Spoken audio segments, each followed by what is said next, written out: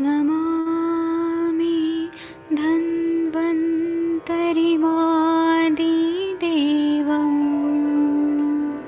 सुरासुरैर्वन्दितपादपद्मम् लोके जरामृत्युनाशं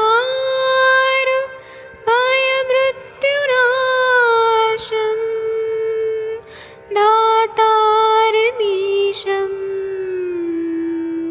विविधौषधीनां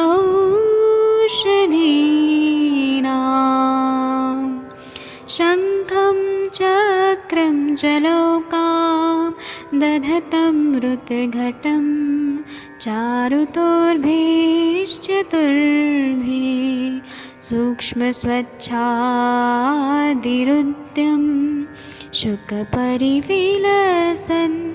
मौलिमम्भोजनेत्रम् कालाम्बोदोज्ज्वलाङ्गं कटितटविलसत् चारुपीताम्बराढ्यं वन्दे धन्वन्तरिन्तं निखिलगदमिव प्रौढदावाग्निनीलम्।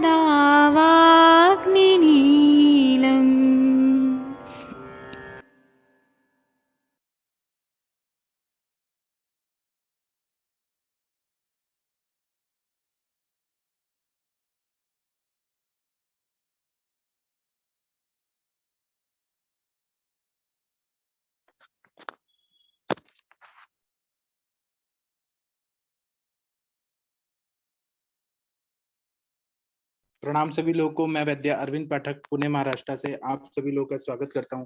सभी लोगों को कोटि कोटि प्रणाम करता हूं। अभी हम लोग एक बहुत बड़ा बीमारी है थैलेसीमिया, अप्लास्टिक एनीमिया, इस पे हम लोग बात करेंगे। तो आप सभी लोगों का स्वागत है। मैं यहाँ पर एक दो लोगों को होस्ट बना देता हूँ और उसके बाद में हम लोग इस पे चर्चा करेंगे अप्लास्टिक एनीमिया पे।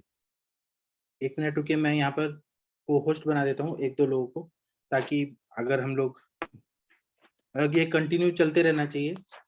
1 मिनट रुक जाइए।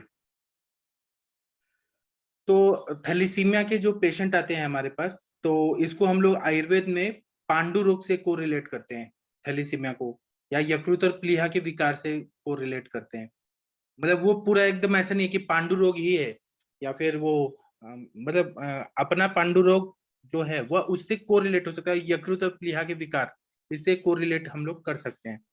इसमें अवस्था अगर देखें तो सामावस्था रहती है या निरामावस्था रहती है। दोनों अवस्थाएं इसमें देखने को मिलती हैं थैलीसीमिया में।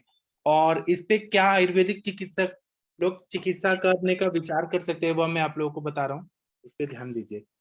तो इससे संबंधित व्याधियां क्या क्या हो सकती हैं? तो पांडु रोग हो सकता है, रक्त क्षय हो सकता है, यकृत प्लीहा में शोथ हो सकता है। इसमें दोष अगर देखेंगे तो पित्त पित्त दोष विकृत रहता है, क्योंकि रक्त और पित्त का आश्रय संबंध है। और यहाँ पर यकृत और प्लीहा के विकार है। यकृत और प्लीहा जो है वो रक्त व स्त्रोतस का मूल स्थान बताया। इसमें धातु अगर देखें थैलीसीमिया में, तो रस धातु और रक्त धातु का ज्यादा इन्वॉल्वमेंट दिखाई देता है। स्त्रोतस देखे तो प्राणव स्त्रोतस, अन्नव स्त्रोतस, रसव स्त्रोतस, रक्तव स्त्रोतस, ये 4 स्त्रोतस इसमें दुष्टि दिखाई देती है। प्राणव स्त्रोतस, अन्नव स्त्रोतस, रसव स्त्रोतस, रक्तव स्त्रोतस। अगर एनाटॉमिकली देखेंगे तो यकृत और प्लीहा की दुष्टि इसमें दिखाई देती है। अब इसमें चिकित्सा क्या देना चाहिए? थैलीसीमिया 3 टाइप का रहता है, थैलीसीमिया मेजर, माइनर और इंटरमीडिएट। अभी मैं जो बात कर रहा हूँ वो इंटरमीडिएट और माइनर की बात कर रहा हूँ। थैलीसीमिया मेजर पे मैं बाद में कभी बताऊंगा। तो इसको अप्लास्टिक एनीमिया भी बोलते हैं। तो इसमें रक्तवर्धक और सौम्य विरेचक दवाइयां देना पड़ता है। दीपन और पाचन द्रव्य, अग्निवर्धन करने वाले और वातानुलोमन करने वाले द्रव्य देने पड़ते हैं। मतलब रक्तवर्धक, सौम्य विरेचक, विरेचक इसलिए क्योंकि पित्त की चिकित्सा जो है वो विरेचन है, और अग्नि को बढ़ाने वाला, वायु का अनुलोमन करने वाला, ये दवाइयां देना पड़ता है।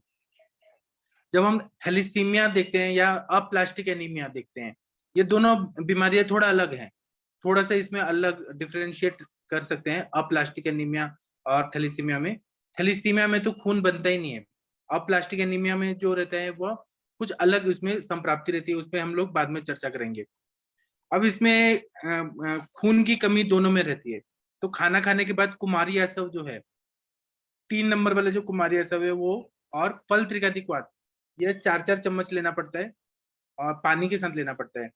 अप्लास्टिक एनीमिया जो रहता है उसमें आरोग्यवर्धनी वटी, चंद्रप्रभा वटी, त्रिफला गुगुल 3-3 गोली सुबह शाम देना पड़ता है। आरोग्यवर्धनी वटी, त्रिफला गुगुल, चंद्रप्रभा वटी। और जो थैलीसीमिया की बीमारी है जिसमें खून ही नहीं बनता है, एरिथ्रोपोइटिक सिस्टम जो है वह ब्लड ही नहीं बना पाता है, प्रकर्सर सेल्स का डिफेक्ट होता है, तो उसमें आरोग्यवर्धनी वटी और चंद्रप्रभा वटी इसको देते हैं, त्रिफला गुगुल भी देते हैं, लेकिन और लौह कल्प भी देना पड़ता है। एलोपैथी वाले भी लौह कल्प देते हैं, लेकिन वो फेरेटिन जब वो मतलब ये होता है तो फेरेटिन जो रहता है केमिकली वो डिपॉजिट होता है तो लीवर का एनलार्जमेंट करता है, या अपना स्कल है उसको एनलार्ज करता है, उसका साइड इफेक्ट होता है। तो वो लोग क्या करते हैं, क्योंकि वो डिपॉजिट होता है आयरन, या फिर वो ब्लड ट्रांसफ्यूजन करते हैं। आयुर्वेद के जो लौह कल्प है, या मंडूर वटक, पुनर्नवादी मंडूर, नवायस लौ, ताप्यादि लौ, ये इजिली डाइजेस्टेबल है, तो इनके कोई साइड इफेक्ट नहीं होते हैं। अगर 20 साल भी अगर पेशेंट ले तो कोई ऐसे साइड इफेक्ट नहीं देखा गया है। और मैंने अपने सर लोग के क्लिनिक में देखा है कि 60-60 साल वो लोगों ने दिया है, और उनके परंपरागत जो गुरु के गुरु, गुरु के गुरु, गुरु के गुरु, इन लोगों ने भी दिया, तो कोई ऐसा साइड इफेक्ट नहीं हुआ लौह कल्पों का, क्योंकि हमारा जो शोधन मारण होता है वो ज्यादा अच्छा रहता है। दूसरा है कि थैलीसीमिया के विकारग्रस्त जो रोगी रहते हैं उसमें पूरा जो बार बार ब्लड चढ़ाया जाता है, ब्लड ट्रांसफ्यूजन दिया जाता है, तो उसकी वजह से क्या होता है कि उनका कॉन्स्टिपेशन वगैरह तकलीफ हो जाती है, तो इसलिए कपिल आदि वट्टी देना पड़ता है, त्रिफला चूर्ण देना पड़ता है, गंधर्व हरित की देना पड़ता है, या किशमिश मनुक्का देना पड़ता है। और उनका एज, वजन और आर्थिक स्थिति ये सबको देख के, और पेट साफ हो रहा है कि नहीं ये देख के हमें ट्रीटमेंट देना पड़ता है।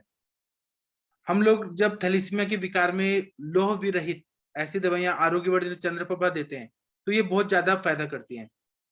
हम लोग लौह कल्प भी दे सकते हैं, लेकिन लौह विरहित जो दवाइयां हैं जो रक्ताणुओं को बढ़ाए तो आरोग्यवर्धक और चंद्रप्रभा का बहुत अच्छा फायदा होता है।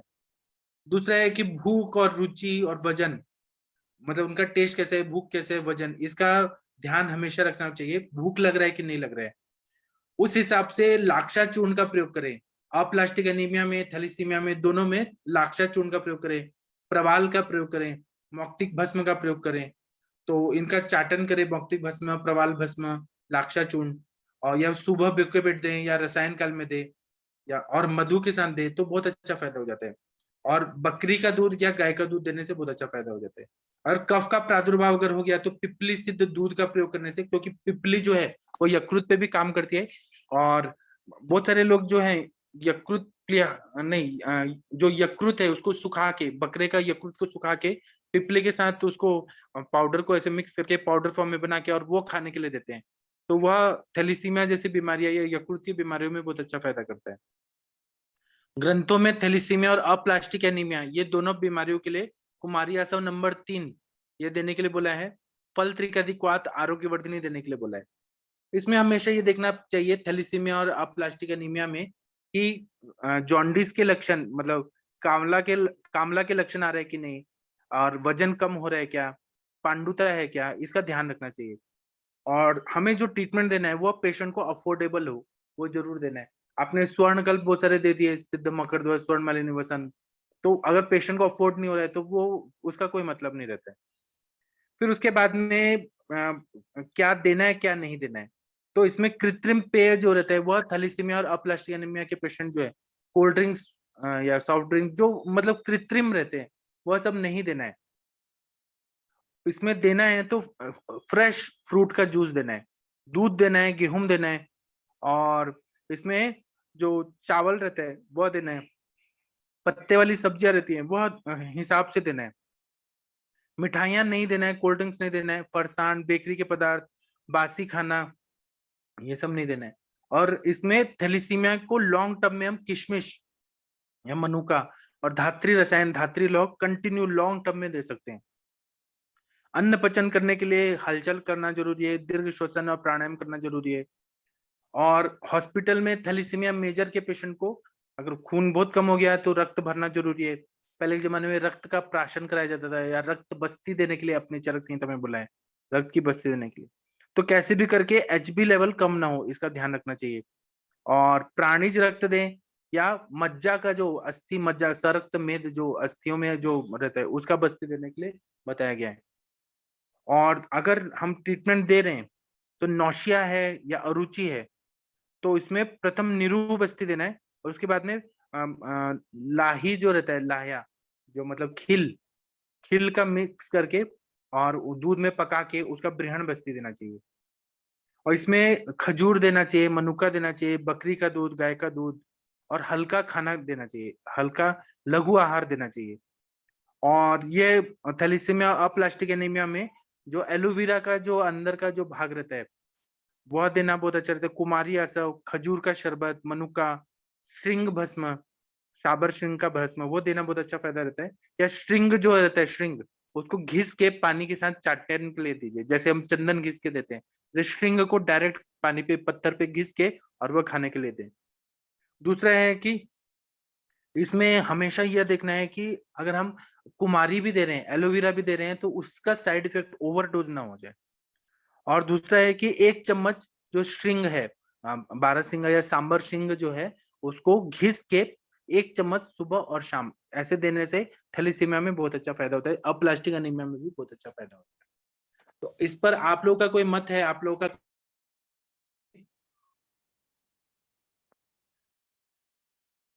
डॉक्टर शशि मैम, आपने कभी ऐसे पेशेंट देखे हैं थैलीसीमिया मेजर माइनर के लिए और आयुर्वेदिक ट्रीटमेंट दिया है कभी? सर मैंने पेशेंट तो देखा है, मेरी रिसेप्शनिस्ट थी, उनकी बेटी ही थी, काफी मोटी भी थी, साथ में पीसीओडी वगैरह की भी प्रॉब्लम थी, 2018 की बात है। तो मतलब मैंने उनको बोला था, बट वो लोग आर्मी वाले थे, तो आर्मी में ही अपना एलोपैथी में ही ट्रीटमेंट ले रहे थे। उनको लिख कर तो दिया था उस वक्त आरोग्यवर्धिनी वगैरह, क्योंकि पीसीओडी वगैरह भी था। फिर मैंने कहा धीरे धीरे वो करेंगे, और साथ में आयरन की जो भी अपनी प्रिपरेशन होती हैं, फलत्रिकातिक वात वगैरह साथ में चलाने वालाने को, लेकिन उन्होंने मेरे ख्याल से सर लिया नहीं था। जैसा लोग होते हैं ना कि थोड़ी सी माइनर में प्रॉब्लम ज्यादा दिखती उखती तो है नहीं, तो बहुत कंसर्न नहीं करते, तो उनको मेन यही था कि पीसीओडी है और बच्ची मोटी है। तो मैंने देखा तो है, बट मतलब ट्रीट नहीं किया है सर अभी तक। अच्छा, और कोई बात नहीं। थैलेसीमिया मेजर के पेशेंट नहीं आए हैं मेरे पास सर अभी तक। अच्छा, मैंने इंटरमीडिएट और माइनर के पेशेंट पूरी तरह से ठीक कर दिया है। मतलब अभी मैं कभी उनको लेके भी आऊंगा। इंटरमीडिएट वाले और माइनर वाले तो पूरा ठीक हो गए हैं, लेकिन मेजर वाले पेशेंट जो है ना वो फॉलोअप नहीं दिए मेरे को। वो थोड़ा दिन लेते हैं फिर छोड़ देते हैं, तो फॉलोअप नहीं मिला मुझे, इसलिए मैं उनके बारे में नहीं नहीं सर, बताऊंगा। आज से तो सारी चीजें ठीक हो जाएंगी। जैसे हमारे लोग को भी डर लगता था अंदर से, तो जब मैंने उस बच्ची को देखा, क्योंकि शुरुआत में जब वो मेरे पास, मतलब मुझे केस पता चला था, मोस्ट वो हाई स्कूल में थी। तो पता है थैलेसीमिया तो जेनेटिक डिसीज होती है, मतलब एलोपैथी के हिसाब से तो पक्का जेनेटिकल लेवल पर आई हुई भी थी। तो थोड़ा सा तो मेरे को था, फिर मैंने कहा कोई बात नहीं, हाथ लगाते हैं देखते हैं। बट मुझे याद है मैंने मेडिसिन लिख कर दिया था, तो उन्होंने कुछ खिलाया विलाया नहीं था, क्योंकि जब कुछ खिलाता है इंसान तो बताता है ना कि इसका क्या रिजल्ट आया। तो अभी मुझे ये लगता है कि आयुर्वेद में हर चीजें ट्रीट इसलिए हो सकती है क्योंकि हम लोग अग्नि को कंसिडर करते हैं। अगर किसी की भी अग्नि ठीक हो जाती है तो सारी चीजें ठीक हो सकती हैं। बस ये बराबर चीज है सर। जी सर, थैंक यू सर। बराबर। ठीक है, डॉक्टर आदित्य सर, आप क्या बताना चाहेंगे एलोपैथी साइंस के हिसाब से थैलीसीमिया और अप्लास्टिक एनीमिया के बारे में? सर थैलेसीमिया जो है वो जैसे हम जो मरीज देखते हैं हीमेटोलॉजी में, वो 4 से 6 महीने में थैलेसीमिया मेजर सिम्टोमेटिक हो जाता है। उसमें बच्चे का पेट फूल जाता है, लिवर स्प्लीन बढ़ जाता है, अनीमिया के कारण बच्चा इरिटेबल रहता है, दूध नहीं पीता है, रोता रहता है। और उसमें उसका हीमोग्लोबिन कम मिलता है 4 के आसपास। जब वो प्रेजेंट करता है ओपीडी में तो उसको ब्लड चढ़ाना पड़ता है। तो पहले तो ये चीज है कि बच्चे का हीमोग्लोबिन 10 के आसपास हम रखते हैं, और फिर जितना जल्दी हो सके उसका बोन मैरो ट्रांसप्लांट करना पड़ता है। तो बोन मैरो ट्रांसप्लांट के लिए आमतौर पे माँ बाप या कोई भाई बहन जो उनका मैच है तो उसके साथ बोन मैरो ट्रांसप्लांट करते हैं। बोन मैरो ट्रांसप्लांट में क्या करते हैं कि हम बहुत ज्यादा हाई डोज कीमोथेरेपी देते हैं, जिससे सारी कोशिकाएं बोन मैरो की खत्म हो जाती है। तो वो बोन मैरो से ही red blood cell, white blood cell और प्लेटलेट जो रक्त की कोशिका है, जो लाल रक्त का हिस्सा, उन वो सब बनते हैं। तो वो सब उसके स्टेम सेल्स मर जाते हैं, तब वो उनका बोन मैरो जब खाली हो जाता है, क्योंकि कीमो से मर गए सारे बोन मैरो के सेल्स, तो उस वक्त हम जो जो मैश्ड है, HLA मैश्ड, मतलब white blood cell antigen matched blood है, वो हम चढ़ाते हैं पेरिफेरल ब्लड से। स्टेम सेल जिसे बोलते हैं। तो जब मैरो खाली हो जाता है, ये ब्लड अंदर जाता है और वहीं पे होम कर जाता है। ये स्टेम सेल पहचान लेते हैं उनका घर बोन मैरो में। तो अगर हम मैरो के सेल्स नहीं मारे तो क्या ये सेल्स होम नहीं कर पाते और मर जाते हैं, जो बाहर से चढ़ाए जाते हैं। तो जब बोन मैरो खाली हो जाता है, वो सेल्स होम करते हैं और फिर हम इन्फेक्शंस के लिए antibiotic, anti fungal, anti bacterial, antiviral देते हैं और धीरे धीरे सेल्स बढ़ने लगते हैं और फिर नया खून बनाने लगते हैं। तो हम बेसिकली इनका बोन मैरो बदल देते हैं। यही एक इलाज है और इसमें बहुत खर्चा रहता है। और अगर यंग एज में नहीं किया गया तो धीरे धीरे खून चढ़ा चढ़ा के, जो खून जब टूटता है तो लिवर भी खराब करता है, उसमें आयरन डिपॉजिट हो जाता है लिवर में। जो हैवी मेटल होता है वो ग्लैंडुलर टिश्यू, मतलब जो जैसे लिवर हुआ, पेनक्रियाज हुआ, थायराइड हुआ, इन सब जगह डिपॉजिट हो जाता है। तो धीरे धीरे लिवर थैलेसीमिया का खराब हो जाता है मरीजों का। तो ये तुरंत ही जितना जल्दी हो सके उतना जल्दी करते हैं। वो खर्चा बहुत ज्यादा रहता है सर इसमें। और अदरवाइज इसके अलावा फिर हमें ब्लड ट्रांसफ्यूजन देते हैं। और जो हमारा अंदर रेड ब्लड सेल जाता है नसों में, मतलब वो टूटता है तो आयरन रिलीज करता है, तो हम आयरन चीलेटर्स देते हैं।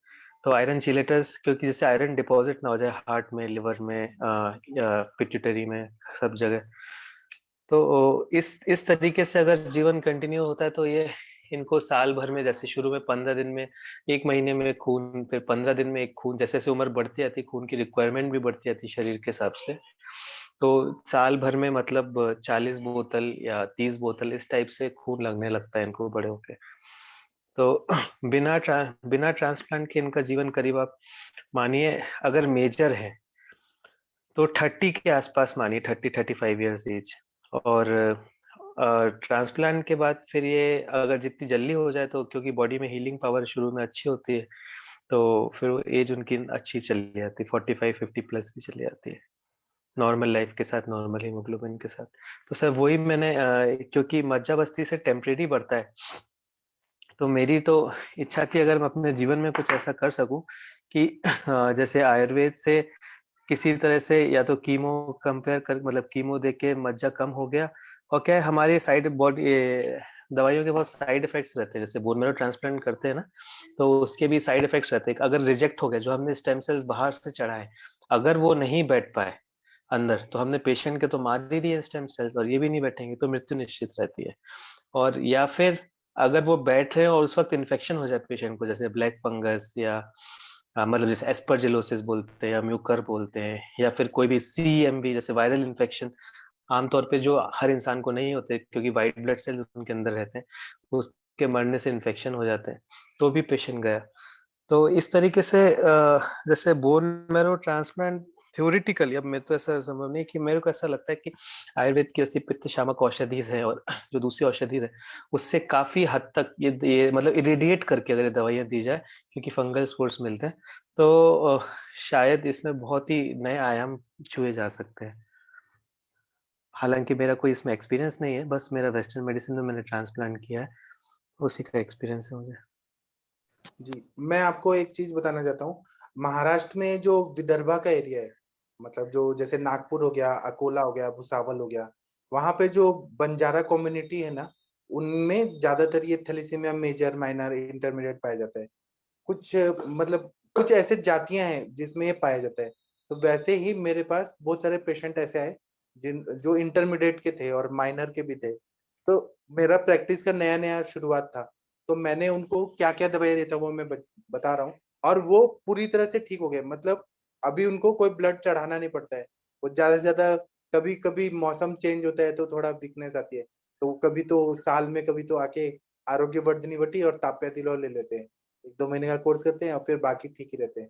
तो मैंने जो दवाइयां दिया था जिससे मुझे रिजल्ट आया, तो मैंने उनको रसायन दिया था। रसायन में मैंने धात्री रसायन पूरा 2 साल चलाया। धात्री रसायन, फिर उसके बाद में ताप्याति लौ, नवायस लौ, स्वर्णमालिनी वसन, सिद्ध मकर ध्वज, ये सब जब चलाया और मतलब ऐसे बदल बदल के चलाया रक्त पाचक, रस पाचक, फिर उसके बाद में कभी आरोग्य वर्धनी वटी, ऐसे अदल बदल के, और रक्त धातु को अच्छा किया, रक्त प्रसादन किया। तो चंद्रकला रस, ताप्याति लौ, ये सब जब दिया तो 2 साल ट्रीटमेंट के बाद उनका बहुत अच्छा फायदा हो गया। कभी कभी लीवर स्प्लीन बढ़ जाता था, ऐसे मतलब जो बच्चे थे, तो मैंने उनको फिर यकृत प्लीहारी लाओ, कभी रक्त मोक्षण कराया, कभी विरेचन कराया, दाढ़ीमादी घृत, मतलब पूरा पांडु की जो चिकित्सा बताए, बोटेजादि शिला जतु, फिर वरांगक क्षार, जैसे अवस्था थी गई वैसे मैंने मैनेज किया 2 साल, और उसके बाद में मैंने बंद कर दिया। तो मैंने 2005 में ट्रीटमेंट दिया था, तो 2022 है, तो अभी तक उनको कोई प्रॉब्लम नहीं हो रही है, HB लेवल मेंटेन है। तो मुझे ये अनुभव है, बाकी आप लोगों का कोई अनुभव है तो बताइए। सर एक चीज और, जैसे मेजर और इंटरमीडिएट में हम कैसे डिफरेंस करते हैं कि मेजर जब सिम्टोमेटिक होता है ना, तो वो 6 महीने पे ही आयु पे ही वो मतलब अस्पताल आ जाता है कि माँ बाप उनको अस्पताल ले आते हैं कि उसका अनीमिया मिला है। और इंटरमीडिएट जो सिम्टोमेटिक होता है वो मतलब कम से कम 3 मतलब पहले साल, जीवन के पहले साल में नहीं, 2 से 3 साल के बाद ही आता है आमतौर पे, 2 साल से 3 साल के बाद। इंटरमीडिएट का स्प्लीन आमतौर पे बड़ा मिल सकता है इंटरमीडिएट। और जैसे स्प्लीन अगर बढ़ रहा है ना, यानी उसकी कोशिकाएं सही बन नहीं रही, जैसे अगर आप उसका स्प्लीन कंट्रोल कर दे रहे हैं किसी भी तरीके से, यानी आपने उसकी पैथोलॉजी पे कहीं ना कहीं थोड़ा विराम लगाया है, और उसकी कोशिकाएं सही से बनना, थोड़ा से जो भी कोशिका के लेवल की अग्नि, आपने थोड़ा सा उसको ठीक, मतलब कहीं ना कहीं उसको ठीक किया है, तभी वो कोशिकाएं नहीं बन रही है। सो ये हाँ, तो इंटरमीडिएट आम में पाचक यूजुअली होती है, आरोग्यवर्धिनी होती है, अग्नि को अच्छा रखा मैंने, रक्त की अग्नि, रक्त पाचक देके मैंने अग्नि का कॉन्सेप्ट सोच के जब किया तो फिर वो ठीक है। फिर रसायन दिया मैंने उनको, तो बहुत अच्छा फायदा हुआ। और सर आपका बहुत अच्छा एक्सपीरियंस है। इतनी टफ बीमारी में अगर आप मतलब हम तो मतलब बिना ट्रांसप्लांट के तो मतलब कोई आगे रास्ता ही नहीं दिखता है कि इसके अलावा और कोई रास्ता ही नहीं है। मेजर पे मैंने नहीं किया, जो मतलब मेरे पास पेशेंट आए 1 महीना लिए फिर छोड़ दिए, तो उनको ट्रस्ट भी नहीं था, और उन्होंने 1 महीने का भी दवाई खाया भी कि नहीं वो कुछ मालूम नहीं है। तो सर कई बार ऐसा होता है कि वो जब मतलब दूसरे डॉक्टर के पास चले जाते हैं, फिर मना कर देते हैं कि अरे सब क्या ले रहे हो, इससे कुछ नहीं होगा, खून चढ़ेगा। हाँ, और फिर क्या उनको भी एकदम घबराहट होती है कि 15 दिन में फिर से एक नई बोतल चढ़ता है खून का। तो वो सब देखते हुए शायद हो सकता है क्लोज फॉलोअप में नहीं रहते हो, शायद वाले ना का ले। भी ऐसे चढ़ रहा था, महीने में 2 बार 3 बार चढ़ रहा था, जो मैंने केसेस देखे हैं। तो फिर वो क्या हुआ कि वो फ्रीक्वेंसी कम हो गई, धीरे धीरे धीरे धीरे वो 2 साल जब मैंने इलाज किया, तो अभी 2005 में शुरू किया था, 7 के बाद 2022 से अभी फिर से नहीं चढ़ाना पड़ा, और हेल्दी। मैं फोटो भी दूंगा उनका सर पेशेंट। सर बहुत अच्छे रिजल्ट हैं, बहुत ही अच्छे रिजल्ट है सर, अगर शेयर कर सकते हैं। क्या है इसमें सर, जैसे स्प्लीन अगर बढ़ जाता है इंटरमीडिया में, अगर स्प्लीन का साइज बढ़ जाता है तो जितने भी रेड ब्लड सेल्स होते हैं वहां वो टूटने ही लगते हैं। आम इंसान के भी अगर स्प्लीन इतना बड़ा हो जाएगा तो वहां पे टूटने लगेंगे। तो उसमें अगर आपने स्प्लीन साइज किसी तरह कम कर दिया ना, तो जो महीने में 3 बार खून चढ़ रहा है उसकी रिक्वायरमेंट कम हो जाएगी सर। एक्चुअली थैलेसीमिया इंटरमीडिया में नॉर्मल सेल्स तो भी मतलब बनते रहते हैं, मतलब जैसे बोले अग्नि थोड़ी ठीक काम करती है, जो भी बोले मज्जा धातु बोले या जो भी धातु बोले उसको मज्जा धातु पे, लेकिन मेजर पे वो ज्यादा बिगड़ी रहती है, वो जीन पे जो म्यूटेशन रहता है उसके कारण। हाँ, तो तो सर लेकिन मेजर अगर पे, हाँ बोलिए। किसी भी तरह सर अगर आप ट्रांसफ्यूजन फ्रीक्वेंसी कम कर देते हैं, हमारे पास जो मेडिसिनल दवाइयां हैं उसमें तो फॉलिक एसिड और विटामिन B12 और कभी कभार हम हाइड्रोक्सी यूरिया देते हैं पेशेंट की कंडीशन के हिसाब से, मोटा मोटा ये 3 दवाइयां हैं, और कभी कभार थैलिडोमाइड देते हैं। ये 3-4 दवाई है, उसमें भी ये थैलिडोमाइड जो है वो इम्यूनो मॉड्यूलेटर है। मतलब कहीं ना कहीं इसका इफेक्ट पित्त शामक, मतलब ये नहीं कह रहा पित्त शामक मतलब विष, सब तो विष ही है, लेकिन कहीं ना कहीं इसका वहां पे इफेक्ट आता ही है। तो हाइड्रोक्सी यूरिया जो है जैसे जीन को स्विच करती है, मतलब दूसरी जीन को खोल देती है नॉन थैलेसीमिया जीन की जगह, थोड़े थोड़े से लेवल पे, लेकिन उसका साइड इफेक्ट है वो कीमोथेरेपी जैसा रहता है। तो सर इस टाइप की अगर औषधियाँ कुछ, और हम तो आयरन देने को मना करते हैं इनफैक्ट, क्योंकि जो आयरन हम लोग देते हैं विदेशी उसमें, वो तो जैसे IV आयरन रहता है या फिर आयरन सल्फेट का जो कैप्सूल रहते हैं इस टाइप के, तो उनका क्योंकि फेरिटिन बड़ा रहता है, मतलब फेरिटिन एक पैरामीटर होता है सीरम में, जो मतलब एक तरीके से कृत्रिम आयरन रहता है एक तरीके से बोला जाए तो क्योंकि खून चढ़ाने से उनका आयरन वैसे ही बढ़ जाता है, फेरिटिन इतना बढ़ जाता है, वो नुकसान अंदर पहुंचाता है, मतलब पित्त को बढ़ावा देता है, आम को बढ़ावा देता है। तो हम तो वो मना करते हैं, लेकिन सर जिस तरीके से आयुर्वेदिक आयरन है जैसे ताप्यादि लोहा या, हो सकता है उसका इफेक्ट सर अलग हो, बिल्कुल डेफिनेटली। जी, ठीक है, आपने सही बताया सर। हमारा जो ताप्यादि लौ, नवायस लौ, इसमें जो लौ भस्म यूज किया जाता है, मंडूर भस्म, तो वो कैसे है कि शोधन मारण करके बनाया जाता है, धातुओं से, धातुओं को वनस्पतियों से मारण किया जाता है, तो वो बहुत ही अच्छा रहता है, मतलब उसका कभी साइड इफेक्ट नहीं मिलता है। सर मैं हमेशा एक चीज और बोलना चाहूंगा कि ये जो आयुर्वेद का जो आईवी वो जो था ना विज्ञान, वो शायद जानबूझ के हटाया कि खो गया है वो। अगर वो अभी भी हमारे पास रहता शास्त्र तो पता नहीं हम क्या, और मतलब हम तो सीधे अभी मुंह से देते हैं और क्या क्या नहीं था उसके। ऐसा शायद था, मैंने सुना है कि आईवी विज्ञान भी था उनका। अब पता नहीं क्या क्या था मुझे इसके बारे में। ठीक है, और कोई कुछ बोलना चाहता है तो बोलिए प्लीज। किसी का कोई एक्सपीरियंस या कोई कुछ बोलना चाहता है, पेशेंट देखे हैं? केवल सुनने वाले भक्त लोग आए हैं, कुछ बोलेंगे नहीं कोई यहाँ पर? विकास जी आप कुछ बोलिए सर। विकास जी, माधुरी मैम, आपने थैलीसीमिया पेशेंट देखे हैं क्या? Sir Aditya sir, aplastic anaemia के बारे में भी थोड़ा बता दीजिए। सर ए प्लास्टिक अनीमिया मतलब ए प्लासिया, प्लासिया यानी डिवीजन होता है, और ए यानी ना होना। तो ए प्लास्टिक अनीमिया मतलब ऐसा अनीमिया जो स्टेम सेल्स के डिवीजन ना होने के कारण हो जाता है। मतलब हमारे बोन मैरो में जैसे बताया कि प्लेटलेट्स, डब्ल्यूबीसी और रेड ब्लड सेल के प्रिकर्सर्स रहते हैं, ये सब स्टेम सेल्स रहते हैं। तो ए प्लास्टिक अनीमिया में क्या होता है कि प्लेटलेट के प्रिकर्सर, रेड ब्लड सेल के प्रिकर्सर या डब्ल्यूबीसी के प्रिकर्सर किसी कारणवश खत्म हो जाते हैं। तो इसके दो कारण बताए गए हमारे यहाँ, एक तो अनुवांशिक कारण और दूसरा एक्वायर्ड कारण।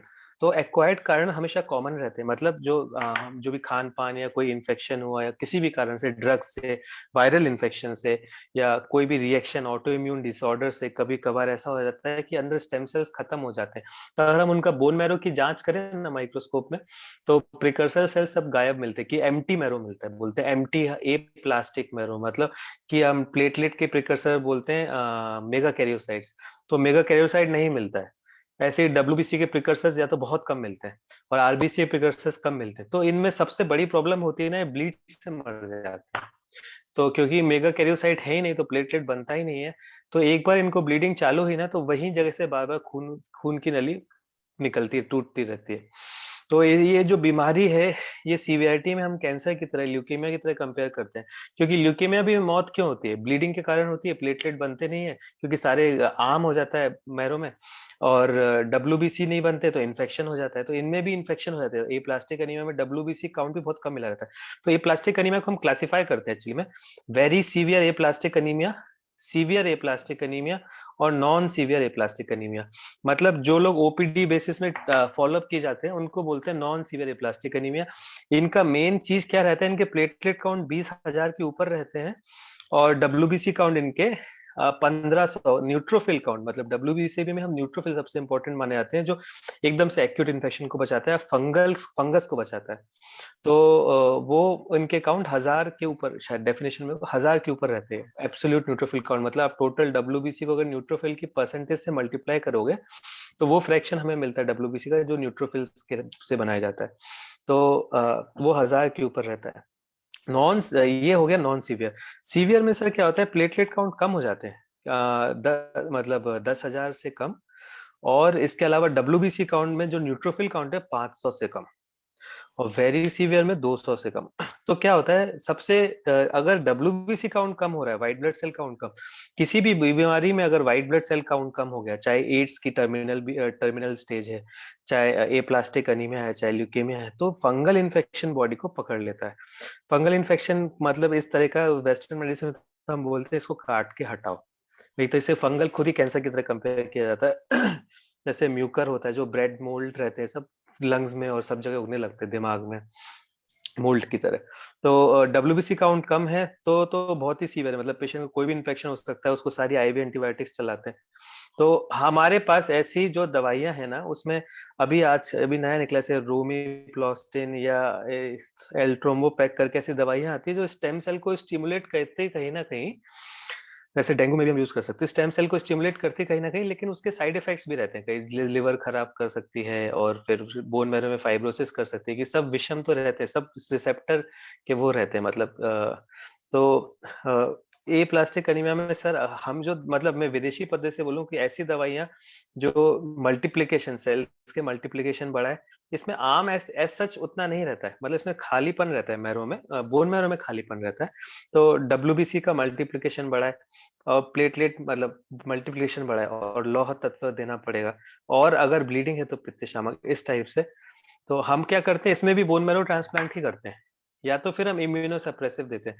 तो अगर पेशेंट को एक्वायर्ड एप्लास्टिक एनीमिया, मतलब जैसे एक इंसान जो 20-30 साल का हो चुका है, उसके बाद उसको ये बीमारी हुई है, तो आमतौर पे एक्वायर्ड बीमारी रहती है।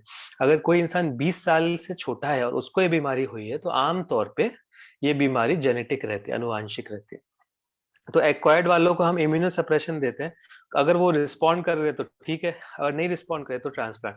लेकिन जेनेटिक वालों को हम बस ट्रांसप्लांट ही करवा पाते हैं।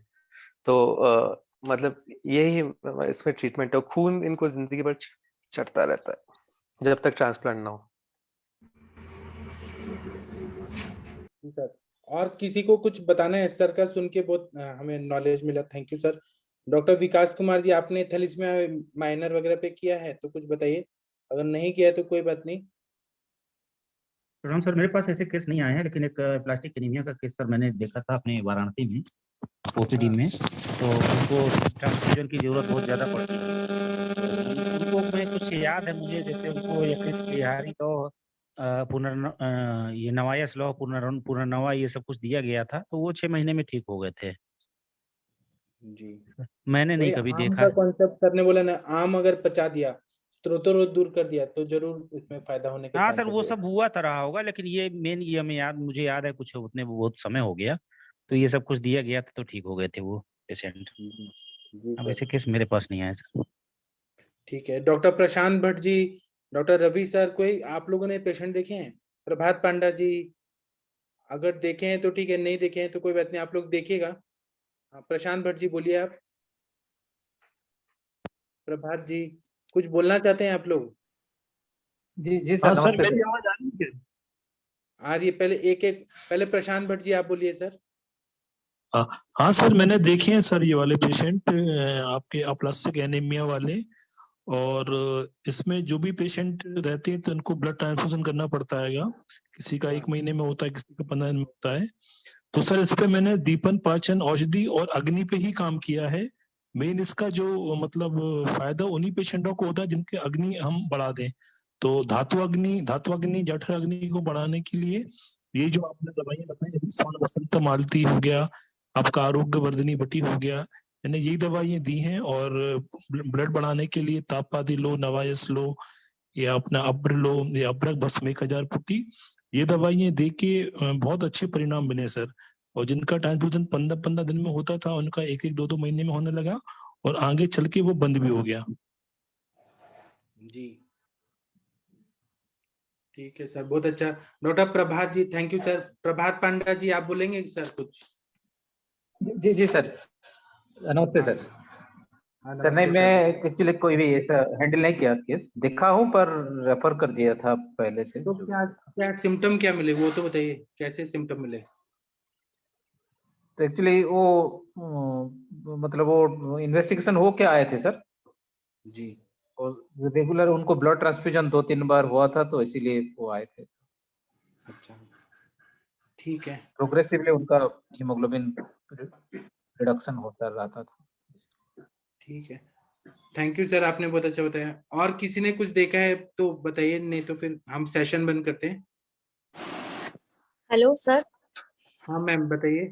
सर, ये जो थैलेसीमिया कैरियर के पेशेंट होते हैं, इनमें भी हम लोग ऐसे ट्रीटमेंट दे सकते हैं या? थोड़ा माइक के पास आके बोलिए ना अपनी। हाँ, माइक के पास आके बोलिए प्लीज। हेलो। हाँ मैम बोलिए बोलिए। हाँ सर, ये थैलेसीमिया कैरियर के जो पेशेंट रहते हैं, हाँ तो उनमें भी ये सब ट्रीटमेंट चलती है, और हम लोग उसमें और बाकी की दवाई भी दे सकते हैं क्या, अगर उनको दूसरी कोई तकलीफ हो तो? हाँ, कैरियर वाले जो पेशेंट होते हैं वो लोग कैसे, उनको ज्यादा सिम्टम्स नहीं आते हैं सर, लेकिन उनमें एनीमिया तो कभी कभी डेवलप होता है ना, तो फिर तो उनको दाढ़ीमा वाले, ऐसे सिंपल द्राक्षा वाले, द्राक्षा सव, ये सब हम दे सकते हैं। स्वर्णमाक्षिक भस्म, धात्री और लौंग। सर अगर ऐसे पेशेंट माइनर और इसके आते हैं तो हम उसमें कौन सी दवाई ना दे जो उनको तकलीफ दे सकती है ऐसे? ऐसे कौन सी दवाई ना दे तो एलोपैथी की हाँ जो आयरन नहीं की एलो दवाई है, हाँ हाँ आयुर्वेदिक में। ऐसा कुछ नहीं, हम अपनी सारी दवाइयां चला देते हैं, युक्ति पूर्वक जो उनके लिए सुटेबल है वो सब दे सकते हैं। सर मेरे पास थैलेसीमिया कैरियर की पेशेंट थी लेकिन वो हाँ हेयर फॉल के लिए आई थी तो फिर इसके लिए मैंने हाँ। क्वेश्चन पूछा कि तो भी मैं डर रही थी कि क्या दूं नहीं, और कैरियर की पेशेंट है, ठीक है, तो आप रस पाचक रक्त पाचक तो दे ही सकते हैं, तापे दिलो नवाइस लो। उनके क्या सिम्टम क्या है वो तो बताइए। नहीं सर वो हेयर कैरियर फॉल के लिए आई थी हेयर फॉल के लेकिन लिए आई थी, ठीक है, लेकिन कैरियर भी है तो कम से कम 8-9 तक तो एचबी रह रहा होगा ना उनका, हाँ स्टेबल तो हाँ रह। सर उनको पता नहीं था उनके डिलीवरी के वक्त उनका हीमोग्लोबिन जब डाउन रहता था तब उनकी टेस्ट की गई थी तभी उनको पता चला था कि वो थैलेसीमिया कैरियर है करके। तो फिर इसके लिए तभी तो मतलब मालूम नहीं था तो इतनी दवाई में दे नहीं सकती थी, इसी के लिए पूछा कि क्या दे और क्या ना दे सकते हैं आयुर्वेदिक में। Okay sir thank you sir. जी, जी क्या सर ना बहुत दे तो इसमें तो बहुत सारे कुपथ्य वाले चीजें ना दे, और अग्नि को मंद करने वाली दवाइयां ना दे, और मतलब ऐसे चीजें ना दे जो शरीर को नुकसान दे। अगर अग्नि मंदिर आप बस्ती देना शुरू कर देंगे तो फिर वो ना दे। Okay sir thank you. ठीक है, और कोई कुछ बोलना चाहते हैं तो बोलिए, नहीं तो हम सेशन बंद करते हैं। ठीक है, तो अभी हम सेशन बंद करते हैं, 8:15 फिर मिलेंगे क्लिनिकल इंटरेक्टिव सेशन के लिए। तो प्रणाम सभी लोगों को, थैंक यू।